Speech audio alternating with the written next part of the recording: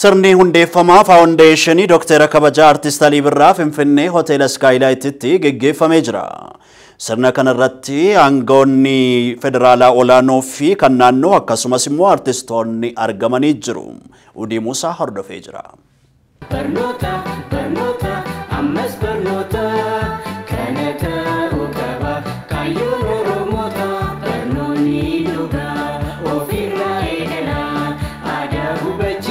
Sirni eegalchiisaa fi asxaa ifoomsuu faawundeeshinii Dr. Kabajaa Artist Alii Birraadha magaalaa Finfinnee Hoteela Skylight'tti adeemsifameeti jira. Sirna eegalchiisa faawundeeshinii Dr. Kabajaa Artist Alii Birraa kanarratti ministeerri magaalaataa fi bu'uuraalee misoomaa addee Caaltuu Saaniidha. Adeeroo Alii Birraan artistii qofa osoo hin taane qabsaa'aa gameeysa abbaa oolmaa guddaati jaaniiti jiru.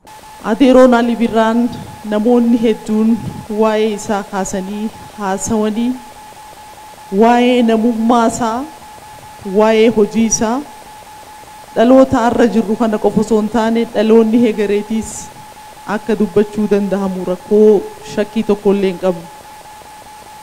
Sababni isaa jenereeshinii xixiqqoon ijoolleen boodarraa dhufaniis dhalataa saba Oromootiis tahan saba Oromootiin ala warri jiraniis warri afaan kana dubbachuu danda'an warri dubbachuu hin dandeenyees warri qixaan jechaa fi ergaa isaa hin hubannees Adeeroon abbaa jaalalaa qabsaawaa sabboonaa keessattuu saba isaatiif bara rakkoo bara cinqii bara reediyoon ni caba yoo afaan Oromootiin itti dubbatame jaamu san keessatti Oromoon akka bakka kana gahu fuulduratti arguudhaan sabni Oromoodhaa bilisummaan jalqabaa akkuma jeneraal Taaddasee Birruun kaasan sanitti bilisummaan jalqabaa barnoota haa barannu barnoota barachuuf ofirraa haa jalqabnu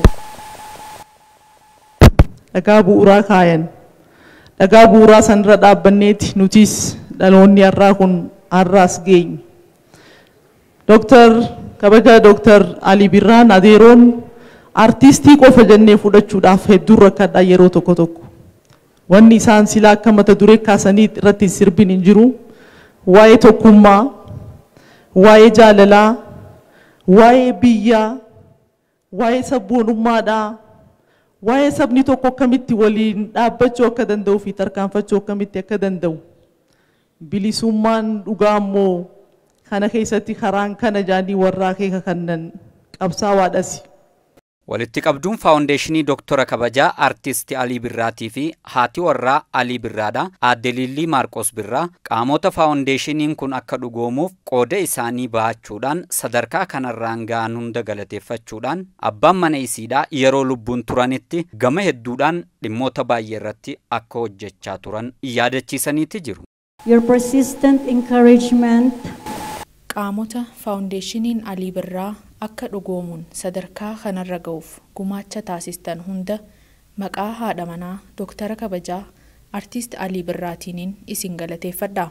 Dr. Kabajaa Artist Alii Birraa gaafa lubbuun ture tokkummaa irratti, nageenya irratti, namooma irratti, deeggarsa irratti, bilisummaa irratti, barnoota irratti, walqixxummaa irratti fi kanneen kana fakkaatan irratti gama garagaraatiin hojjechaa tureeti jira.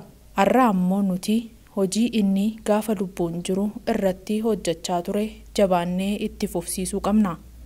unity, education, peace, freedom, humanity and more. Qopheessaa sagantaa keessaa tokko kataa'anii fi hayyuun afaanii fi seenaadhaa artist Maammaq Qopheedhaa ammoo gama isaatiin hojiiwwan Dr. Kabajaa Alii Birraatiif eegumsa barbaachisu taasisuudhaan leegaasii Alii Birraa itti fufsiisuu keessatti qaamni hundi tumsa isarraa eeggamu taasisuu akka qabu dhaamaniiti jiru. Alii Birraa abbaa tokkummaati, abbaa jaalalaati, abbaa walitti qabaa, abbaadha, odaadha. Kanaaf hundi keenya leegaasii isaa waan inni hojjate akka turu godhuudhaan maqaa isaa ol kaasuudhaan muuziqaaleen isaa akka hin bobbocolamne namoota adda addaatiin itti yaaduudhaan haalli jiru gaarii miti. Karaa biraatiin akkuma abbaa jaalalaa kana jaalannee kabajne kanatti jireenya isaa jiraannee jireenya isaa jiraachuu fakkeenyummaa isaa fudhachuu wal jaalachuu walitti dhiyaachuu wal diddaa dhiphisuu nagaa wajjin jiraachuu aadaa fi seenaa fi jaalachuu fi akka guddatu tattaafachuu irratti hundi keenya akka xiyyeeffannu amaanaa isinii dabarsaadha.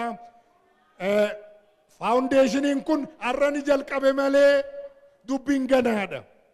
Kanaaf jecha imala guddaa jalqabame kana namuu akka quba qabaannu akka deeggarru waamicha isaa akka dhageenyu.